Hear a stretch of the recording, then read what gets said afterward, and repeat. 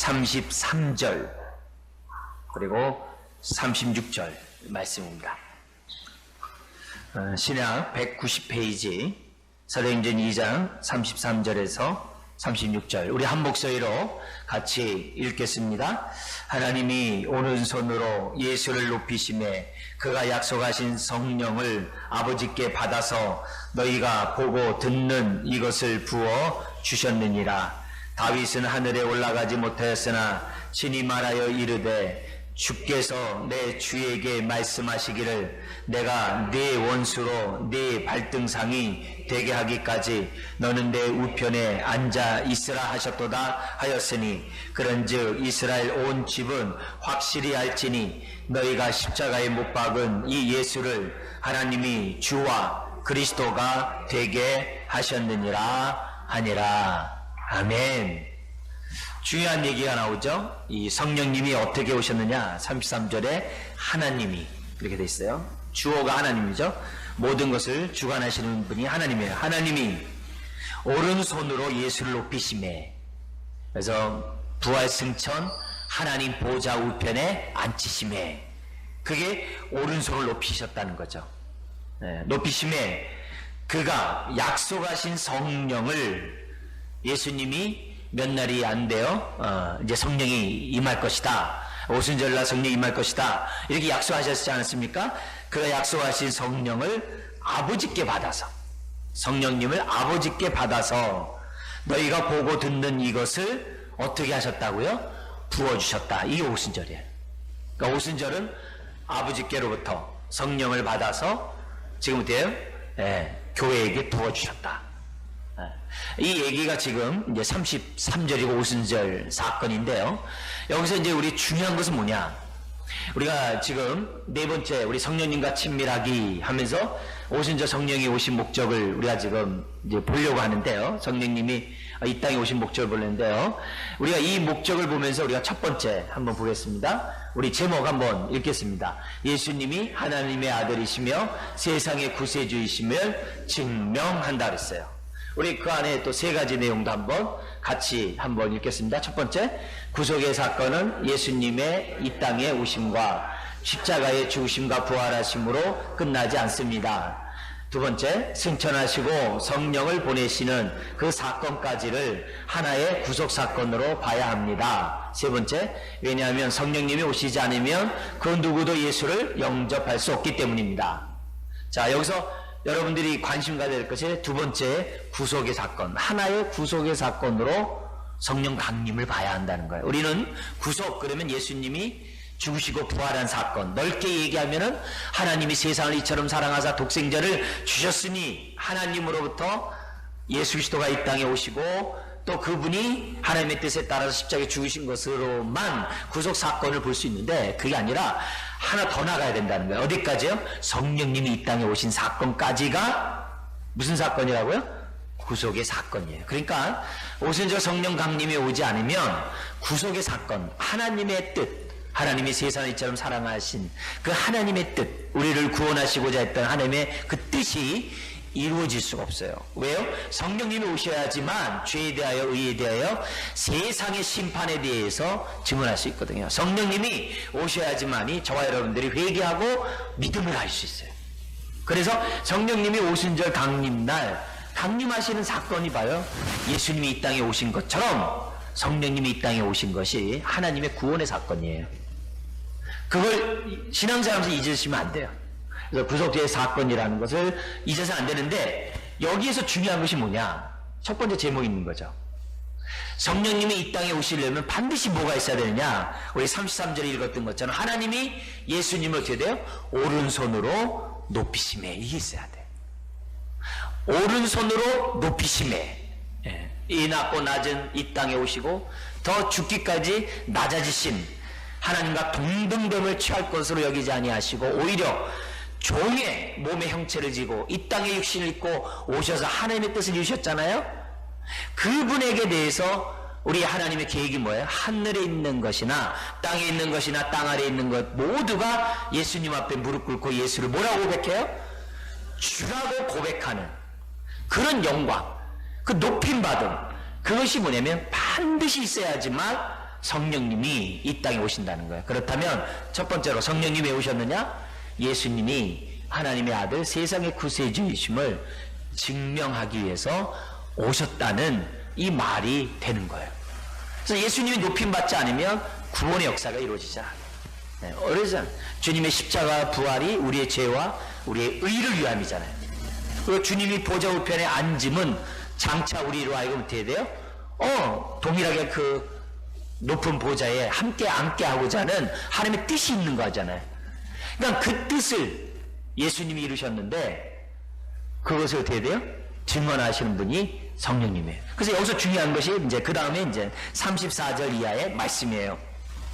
그래서 다윗이 시편 110편에 하늘에 올라가지 않았지만 성령의 감동이 되어 가지고서 예언을 합니다. 뭐라고 예언하냐면 주께서 내 주에게 말씀하시기를 이렇게 얘기를 해요. 그래서 첫 번째 주는 성부 하나님, 두 번째 주는 예수님, 이게 지금 자신의 후손으로 올 메시아 예수님에 대하여 뭐라고 해요? 내 주여 그랬어요. 성부 하나님께만이 아니라 성자 예수님에게도 내 주에게 말씀하시기를 하면서 다윗이 시편 110편에 1절에 얘기를 해요. 그래서 뭐라고 그러냐면 내가 성부 하나님이 예수 그리스도 여기 내 원수로 예수 그리스도의 원수로 예수님의 발등상 발에 이렇게 옥자에 앉을 때 그 밑에 발판 있지 않습니까? 이게 발등상이거든요. 내 원수로 원수 사탄 마귀로 내 발등상이 되기까지 이건 언제 하겠어요?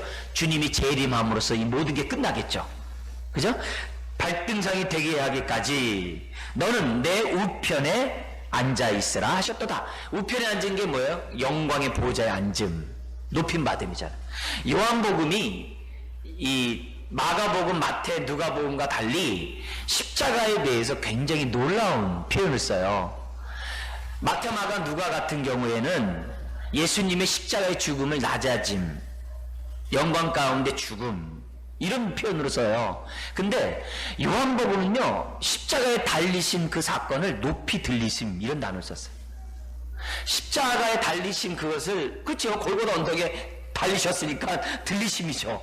이제 그 표현을 그냥 문자 그대로 높이 이렇게 십자가에 달리심 이렇게 쓴 게 아니라 정말 높임 받으심으로 기록을 하고 있어요. 그러면서 그 주님이 높이 달리신 그분이 저와 여러분들 어떻게 돼요? 끌어당긴대요. 자석이 못을 끌어당기듯이 하나님이 약속하신 하나님의 백성들을 구원을 베푼다 이 말이에요. 그 끌어당긴다 이게 하나님의 백성들을 모은다는 거예요. 그래서 주님이 우리를 모으기 위해서 뭐예요? 십자가 위에 높이 달리신 거예요. 들리신 거예요. 땅에서 들리신 거예요. 들림으로 이제 저와 여러분들이 자석같이 붙겠죠. 그런 표현을 썼어요. 그래서 십자가를 영광 받으심 이런 표현으로 요한복음은 우리들의 기록을 해요.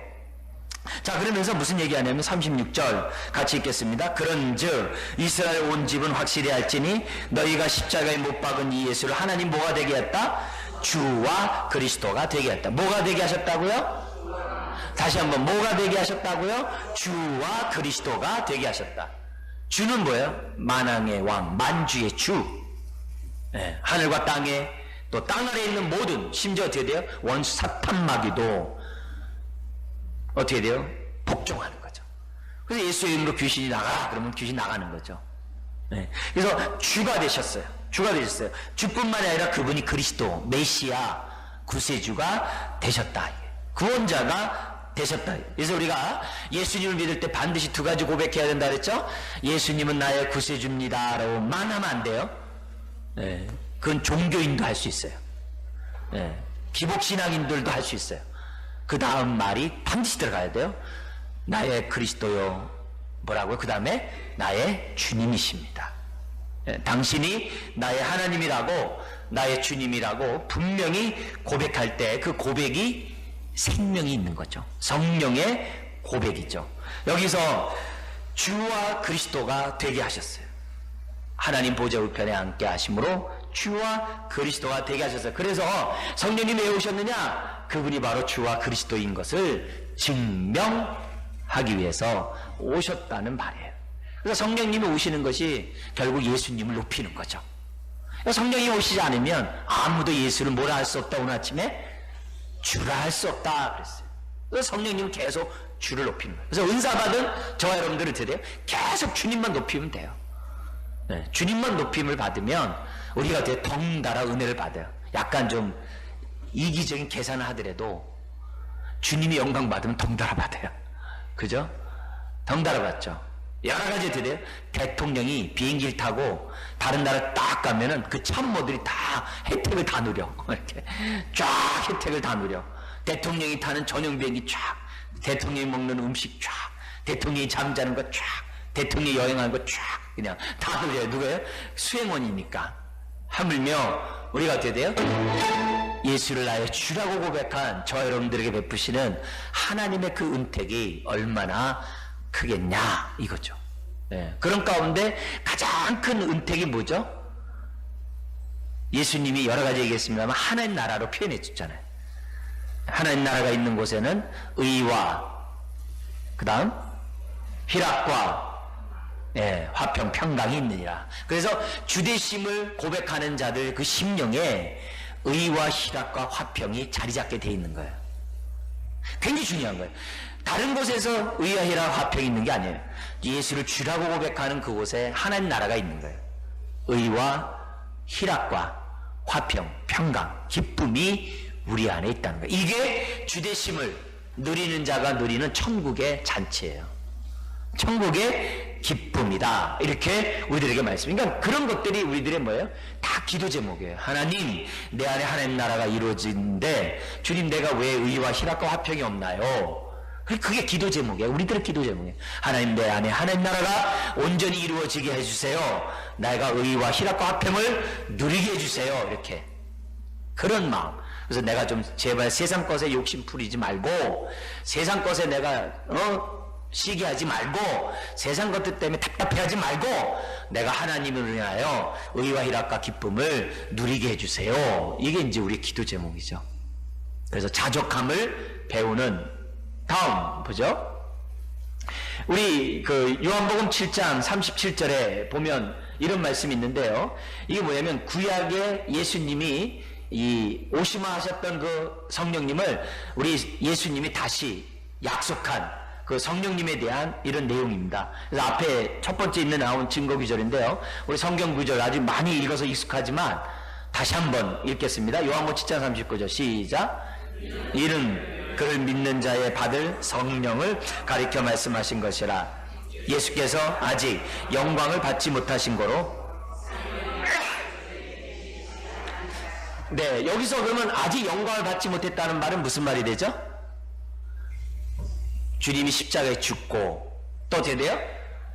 부활 승천하여 하나님 보좌 우편에 앉지 못하였던 거로 성령이 아직 저희에게 계시지 않았다. 이런 얘기죠. 요한복음 10장 7절 시작. 그러하나 내가 너희에게 실상을 말하노니 내가 떠나가는 것이 너희에게 유익이라. 내가 떠나가지 아니하면 보혜사가 너희에게로 오시지 아니할 것이요 가면 내가 그를 너희에게 보내리니. 자, 성령님 오시면은 곧 예수 그리스도의 주되신만이 증거되고 하나님께 영광만이고 우리에게 아무런 유익이 없느냐? 그게 아니라는 거예요. 너에게 어떻게 돼요? 유익이 있다는 거죠. 왜요? 그분이 나와 함께 하니까. 그것보다 소중한 게 없죠. 우리 정말 어려운 일 겪을 때 든든한 보디가드가 있으면 마음이 편안 있잖아요. 그런 것처럼 이 성령님이 우리 가운데 함께 한다는 거죠. 우리가 신앙생활 하면서 우리가 내 감정, 내 기분, 내 느낌으로 신앙생활은 안 된다고 그랬어요. 대표적인 게 뭐죠? 주님은 부활했는데 막달라 마리아를 비롯한 여인네들은 장사 지낸 우리 주님에게 기름을 바르고 누가 우리를 위하여 돌문을 열어주고 고민했어요. 근심하고 갔더라 그랬어요. 근데 이미 예수님은 어떻게 돼요? 이미 무덤문 열고 계셨는데 여인네들은 어떻게 돼요? 밤새 3일 내내 고민하다가 당일날도 어떻게 돼요? 아, 누가 우리를 위하여 무덤문을 열어주고. 여러분, 신앙은 약속의 말씀에 따라 신앙생활하는 것이지 내 기분, 감정, 느낌대로 하면 안 돼요. 우리는 철저하게 약속의 말씀 믿고 해야 돼요. 제가 아는 그 먼저 본 교회 집사님 한 분이 공군 비행사였는데 그분이 무슨 얘기하냐면은 구름 한 점 없는 그런 날 비행을 할 때가 있대요. 근데 이 비행기가 공중에서 몇 바퀴 돌면요, 바다가 하늘인지 하늘이 바다인지 모를 때가 있답니다. 이게 비행기 쫙 갈 땐 그럴 때요. 그때 그 조종사들이 자신의 눈을 보고 운전하지 말고 계기판을 보고 판단하라는 거예요. 계기판을 딱 보고, 지금 뭐냐면 이게 바다다 하늘이다 딱 계기판이 딱 보여주는데 그걸 보고 움직여서 자기 눈 보고 아니야 이게 하늘이야 그랬다면 그냥 바다로 빠져가 버린다는 거예요. 그런 얘기를 하더라고요. 그래서 제가 볼 때 아 그렇구나. 우리 앞이 분별력이 없을 때, 내가 느낌으로 이것이 맞다라고 생각하는 그때에도 우리는 그 순간에 돼요. 돌다리 한번 두들겨 봐야 돼요. 이게 하나님의 말씀에 따라 내가 사는 것인지 아닌 거를 봐야 한다는 것을 우리에게 보여줍니다. 그래서 항상 우리들이 성령님이 우리와 함께 한다 그랬잖아요. 그죠? 항상 너를 떠나지 아니한다 그러면은 이걸 약속대로 믿어야 돼요. 아, 나 못 느끼는데요? 아, 나 아직 느낌이 없는데요? 나 감정이, 그렇게 하지 말고 하나님, 우리 주님이 약속했으면 아멘 하면 되는 거예요. 아멘? 네. 제가 우스개 얘기지만 굉장히 아주 좀 진한 얘기이기도 하는데요. 또 제가 한두 번 얘기도 했어요. 이렇게 사석에서 좀 얘기도 한두 번 했는데, 어떤 일이 있었냐면은 그 옛날에 이 중고등부 아이들이랑 수련회 갔는데 그 어둠의 영이 이제 한 아이한테 이렇게 드러난 겁니다. 이제 드러났는데 이제 막 난리치니까 어린 이제 젊은 이 청소년 애들이 무서워서 난리가 치겠죠. 왜 막 난리치니까 무섭겠죠. 그러면서 내가 누구에게 들어가겠다라고 이름을 지명하니까 걔가 아주 거의 까무러치는 거예요. 그래서 이제 걔를 이제 붙잡아 놓고 이제 제가 이제 얘기를 했죠. 너 하나님 믿냐? 네. 그러죠. 예수님 믿냐? 네. 그러죠. 너 하나님 아버지라고 고백하냐? 네. 예수님을 너의 주라고 고백하냐? 네. 이래요. 그래서 정말 그러냐? 그러니까 제가 이러면서 이제 정말 그래요. 그러니까 이제 이 귀신이 뭐냐면 얘한테 들어간 걸 포기하고 누구한테 가겠다고 얘기를 하는 거예요. 그 상황을 딱 봤던 애들이 뭐냐면 나 예수 믿어 이렇게 얘기를 하니까 이 귀신이 갈 데가 없는 거죠. 그냥 나가는 거죠. 그냥 그걸 보면서 뭘 느꼈냐면, 그때 그 아이들이 그 딱 느끼는 느낌이 뭐냐면 자기 안에 주님이 안 계신 것 같았는데 그 사건을 통해서 무슨 생각이에요? 귀신한테 못 들어오는 거죠. 이 주님이 나와 함께 한다는 사실을 이제 시청각적으로 딱 보고 나니까 확신 가운데 거하는 모습이 분명해지더라고요. 근데 그런 체험이 없다 하더라도 약속의 말씀이 오늘 내가 너와 함께 하겠다 딱 그러면요, 이거 아멘 해야 되는 거예요. 구름기둥 불기둥이 내가 느끼지 않는다 할지라도 함께 하시면 아멘 한 거예요. 낮에 해가 상치 못한다. 그럼 아멘 하면 돼요. 불안하고 떨고 두려워갖고 막 그러는 게 아니라 그러면 안 돼요. 임종할 때 어떡하지, 나 혼자 죽으면 누가 나 장사 치러주고, 그럴 필요 없어요. 예수 안에서 죽는 자가 복되다 그러면 아멘 하면 되는 거예요. 알아서 뒤에서 다 처리해주고 그렇게 우리들이 신앙생활 한다는 거죠. 그래서 예수님이 약속하신 대로 성령이 오셨다. 다음 한번 보죠. 두 번째, 성령님이 이 땅에 오신 그 목적이 뭐냐 했는데요. 제목 한번 읽어볼까요? 그리스도의 몸인 교회를 설립하기, 세우기 위해서 오셨다. 자, 우리 한번 첫 번째 읽겠습니다. 예수님은 자신의 백성들을 위한 구원의 사역을 완성하심으로 교회의 머리가 되셨습니다. 두 번째, 교회는 그리스도의 몸입니다. 세 번째, 그런데 이 모든 것은 오순절 성령님이 감림하심으로 이루어졌습니다. 자, 고린도전서 12장 13절 너무 중요한 얘기인데요. 같이 한번 읽겠습니다. 우리가 유대인이나 헬라인이나 종이나 자유자나 다 한 성령으로 세례를 받아 한 몸이 되었고 또한 다 한 성령을 마시게 하셨느니라. 너무나도 귀중한 요절입니다. 우리 지금 이제 수련회에서 우리가 집회한다면 이거 안 외우면 밥 안 주는 귀절이에요. 꼭 외워야 되는 그런 귀절입니다. 그래서 여기서 보면은 성령이 왜 오셨느냐? 그 성령이 오신 그 이유는 다른 게 아니라 그리스도의 몸을 세우기 위해서. 우리 하나님이 창조의 꽃으로 뭘 만드셨다 그랬죠? 가정을, 그죠? 창조의 꽃으로 가정을 만들었어요. 구원의, 구속의 꽃으로 뭘 만들었어요? 교회를 만들었어요. 그래서 성령님이 오심으로 이 땅에 교회가 이루어지는데 어떤 교회냐? 구약의 이스라엘 백성 유대인만의 그런 회당이 아니라 회중이 아니라 그런 교회가 아니라 여기 나온 것처럼 유대인이나 헬라인이나 종이나 자유자나 다 어떻게 돼요? 남자나 여자나 다 하나가 되는 한 몸을 이루는 교회를 성령님이 세우셨다. 그러니까 성령님이 없으면 뭐가 없어요? 교회가 없는 거죠. 그러면 오늘 우리 수소문회가 있으니까 뭐가 있는 거예요? 아, 성령님이 계셨구나. 이렇게 되는 거예요. 그러니까 여기에 성령님이 계시도다 이렇게 얘기하면 어떻게 돼요? 죄가 미쳤나? 그렇게 하면 안 되고 어떻게 돼요? 야, 신령하다 이렇게 하셔야 돼요. 예. 고린도 교회가 어떤 교회라고 그랬죠? 아주 엉망진창인 교회죠. 서로 다투고 싸우고 막 그래요. 근데 고린도전서 1장 2절에 보면 하나님의 교회라 그랬어요. 고린도후서에서도 하나님의 교회라 그랬어요. 그러니까 왜요? 성령님이 함께 하시기 때문에. 우리 난장판인 저와 여러분들이 있다고 교회가 아닌 게 아니에요. 성령님이 함께 계신 곳이 교회예요. 아무리 젠틀하고 아무리 온유하고 아무리 예뻐도요, 성령님이 함께 하지 않으면 교회가 아니에요. 예, 교회가 아니에요. 예전에 저 안식년 갔을 때 그 캐나다에서 같이 거기서 목회했던 동역자가 있었어요. 목사님이 계셨어요. 근데 그분이 자기가 여기 처음 부임해가지고 충격받았대잖아요.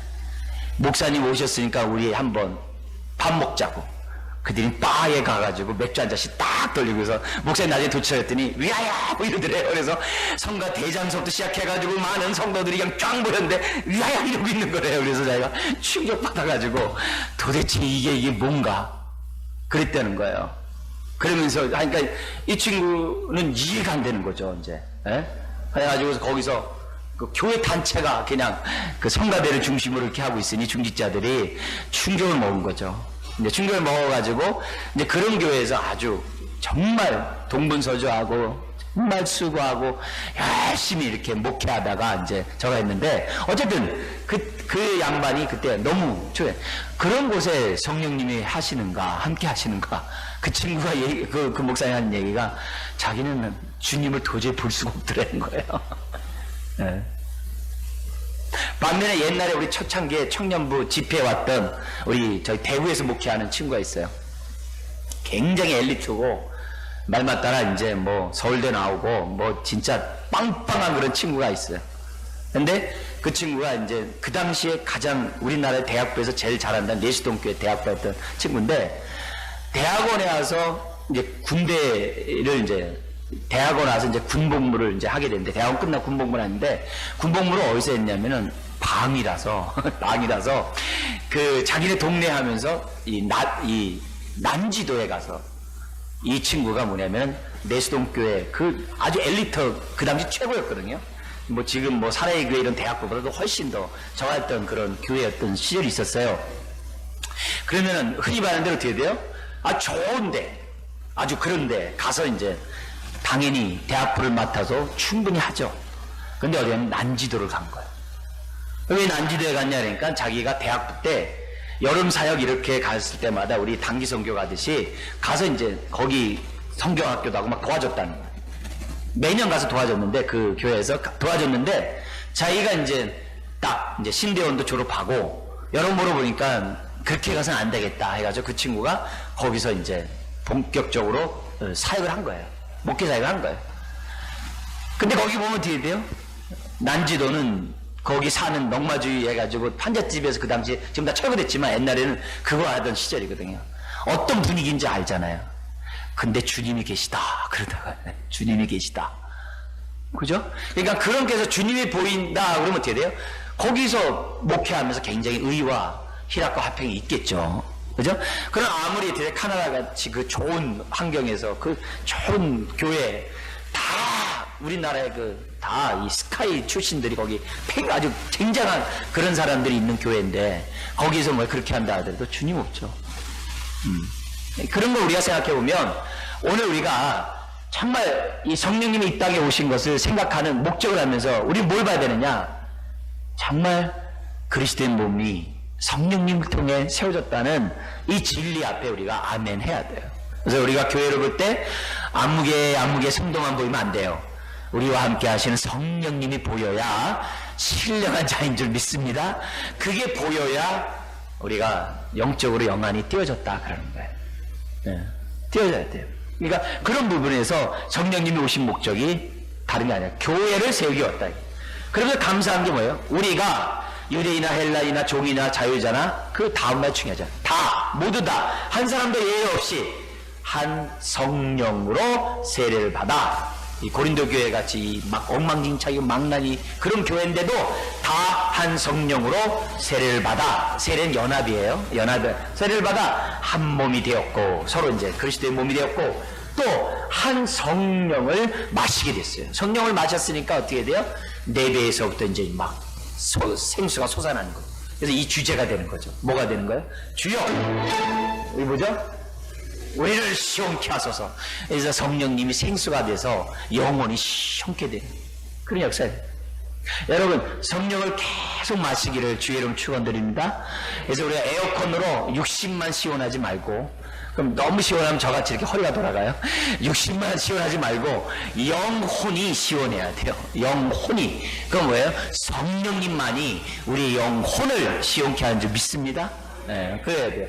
여러분이 또 막간이어서 짬 있을 때 기도 좀 해주세요. 오늘 저녁에 다른 교회 가서 집회를 해야 되는데 이 허리가 별로 좋지가 않아가지고 힘있게 설교해야 될지 모르겠어요. 네, 그럼 우리 한번 볼게요. 우리 나머지 연관된데 첫째 읽겠습니다. 교회는 하나이며 또한 오직 한 교회만 있으며 그 교회는 보이지 않는 교회 그리스도의 신비한 몸이 된 것입니다. 두 번째, 오순절은 공적으로 교회가 도입된 날입니다. 중요한 건 뭐예요? 이 공적으로라는 단어예요. 합법적으로 성령님이 이 땅에 하는 거죠. 우리 대통령 당선된다고 해서 대통령이 되는 게 아니라 어느 인수 기간, 이 업무를 인수받을 때까지는 약간의 기간이 있잖아요. 물론 인수위원회가 있습니다만 대통령 대우를 받지만 등극할 때까지는 아직은 아니잖아요. 모든 권한이 있는 게 아니잖아요. 대우는 받지만.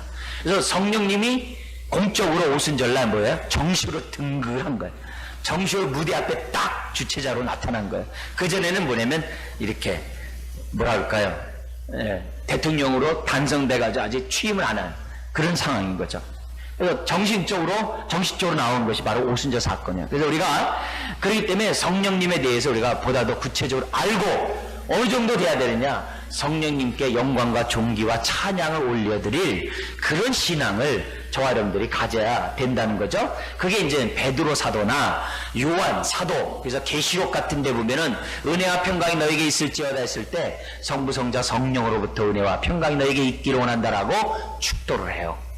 자, 다음 우리 우리가 세 번째 거 읽어볼까요? 오순절 성령이 임하심으로 말미암아 온 교회는 하나가 되었습니다. 유대인과 이방인과 하나가 되었습니다. 그래서 여기서 우리가 가져야 될 모습은 뭐냐면 우주적인 교회. 그래서 계시록 표현을 쓸게요. 이 땅에 14만 4천과 하늘에 14만 4천이 있어요. 14만 4천은 뭐죠? 12 곱하기 완전수 곱하기 완전수 곱하기 10의 3승의 완전수예요. 그러니까 충만한 숫자가 있다는 거죠. 근데 이 땅에 있는 교회는 전투하는 교회, 하늘에 있는 교회는 승리하고 쉬는 교회. 아멘? 그죠?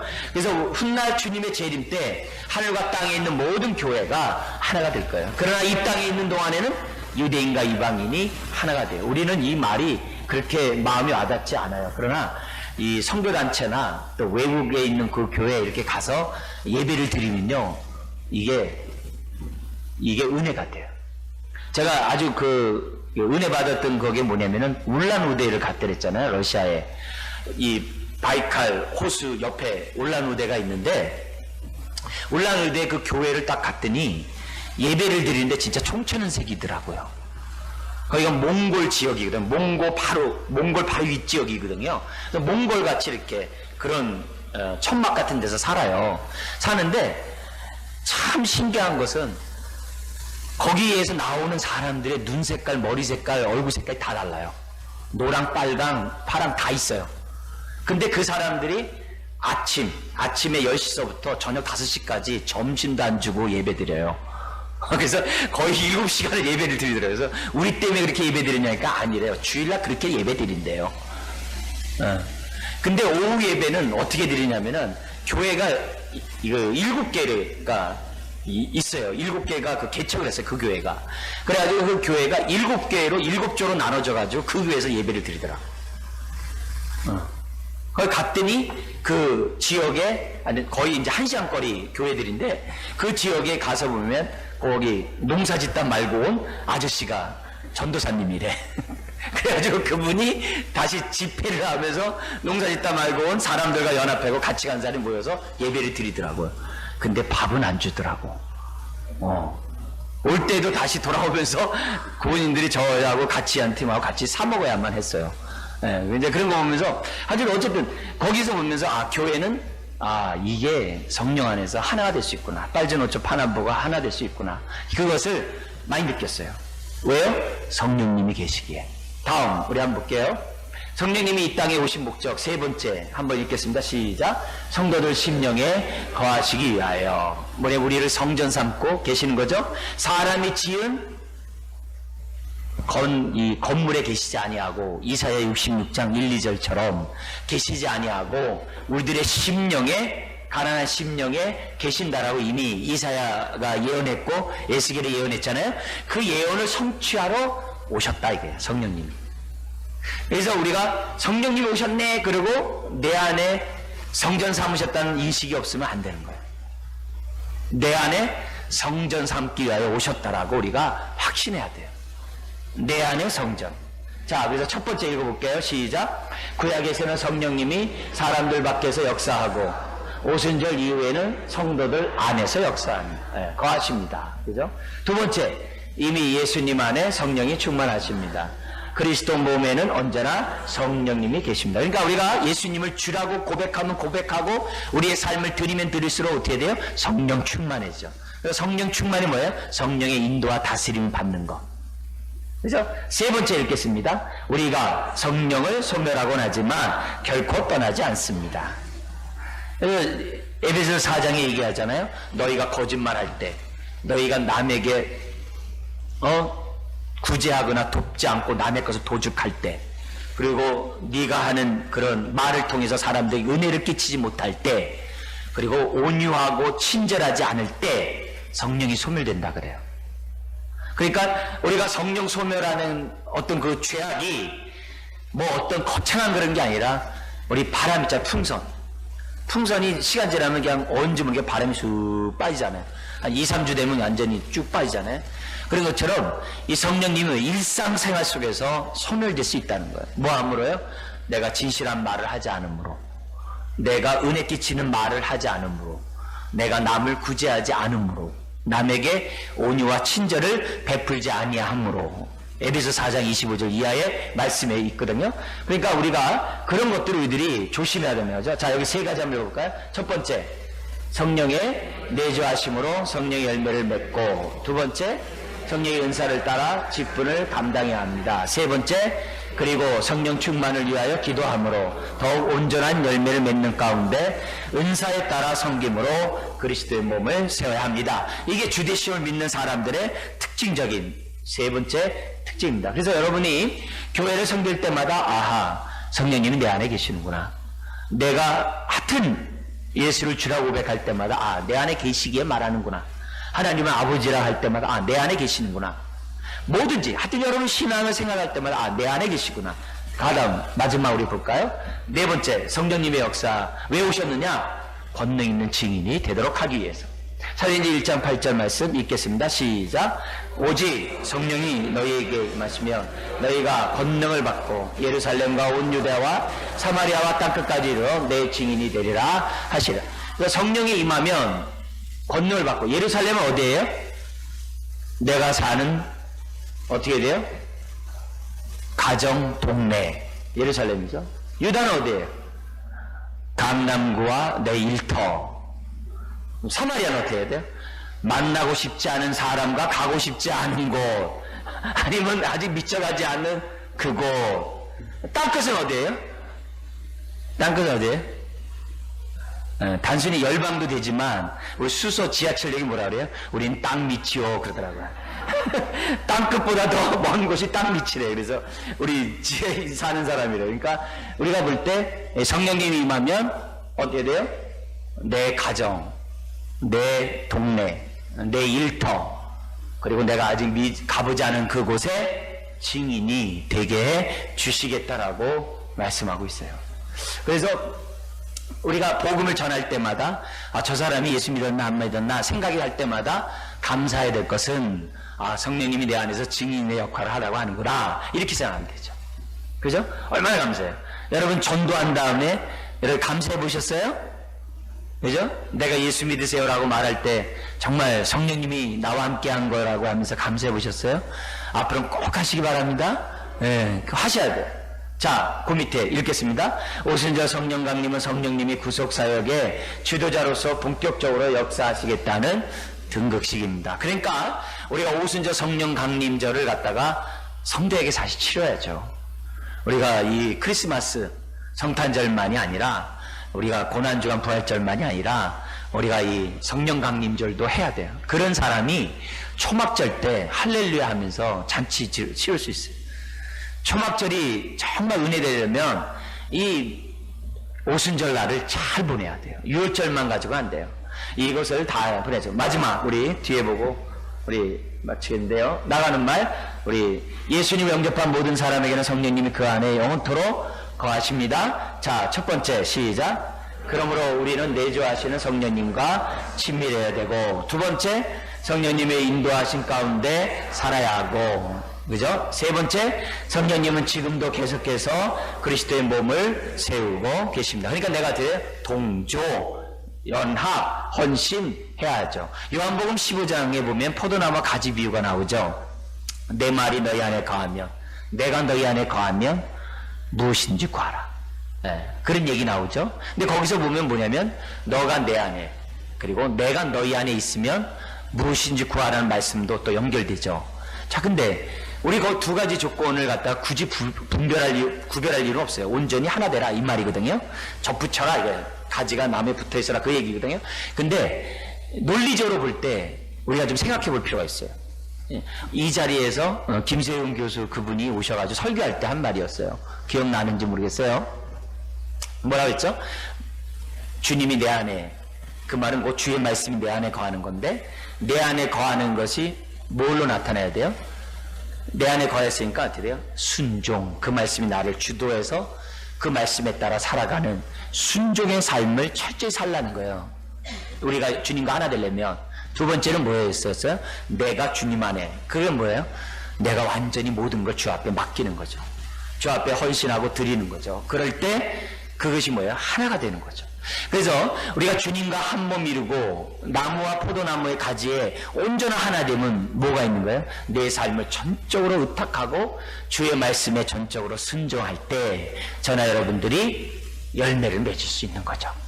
자, 오늘 성령님과 친밀하기 위해서 성령님이 이 땅에 오신 목적을 살펴봤습니다. 첫 번째는 예수 그리스도의 주 되심과 그리스도 되심을 증거하기 위해서, 하나님 아들 되심을 증거하기 위해서. 두 번째는 교회를 세우기 위해서, 그리고 오늘 저 여러분들의 심령의 성전을 삼기 위해서, 더구나 증인이 되도록 하기 위해서 성령님이 오셨다는 겁니다. 그 외에 많이 있지만 그래도 기본적으로 내 기둥을 잘 세우시기를 주의 이름 부탁드립니다. 기도하겠습니다.